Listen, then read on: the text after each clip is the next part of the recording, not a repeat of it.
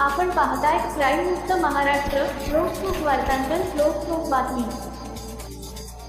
Swargate police ठाण्यातील अंमलदारांनी दिलेल्या माहितीच्या आधारे परिमंडळ 2 यांच्या कार्यालयातील पोलिसांनी गुटख्याची बेकायदा वाहतूक करणारे 2 टेम्पो पकडले.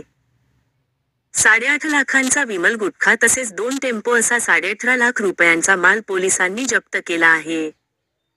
सौरभ उर्फ धनराज रामकृष्ण निंबाळकर वय 24 वर्षे आणि संग्राम रामकृष्ण निंबाळकर वय 26 वर्षे राहणार श्रीराम सोसायटी थोरवे शाळेसमोर धनकवडी अशी अटक केलेल्यांची नावे आहेत.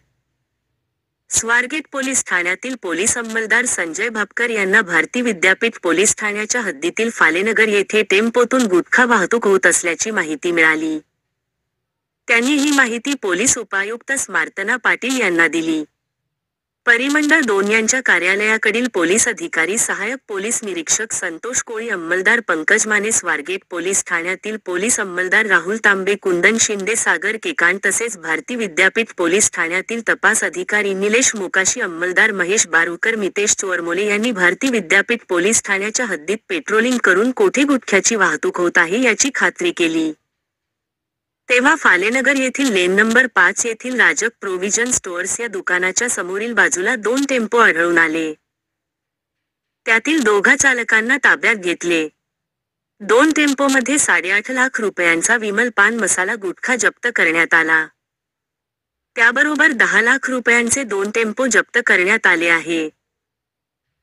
ही कामगिरी पोलीस आयुक्त अमितेश कुमार सह पोलीस आयुक्त रंजन कुमार शर्मा, अप्पर पोलीस आयुक्त प्रवीण कुमार पाटील, पोलीस उपायुक्त स्मार्तना पाटील, सहाय्यक पोलीस आयुक्त राहुल आवारे, परिमंडळ 2 कार्यालयाचे सहाय्यक पोलीस निरीक्षक संतोष कोळी, स्वारगेट पोलीस ठाण्याचे पोलीस अंमलदार संजय भापकर, कुंदन शिंदे, राहुल तांबे, सागर केकांड, भारती विद्यापीठ पोलीस ठाण्याचे पोलीस उपनिरीक्षक निलेश मोकाशी, पोलीस अंमलदार महेश बारुकर, मितेश चोरमोले यांच्या पथकाने केली आहे.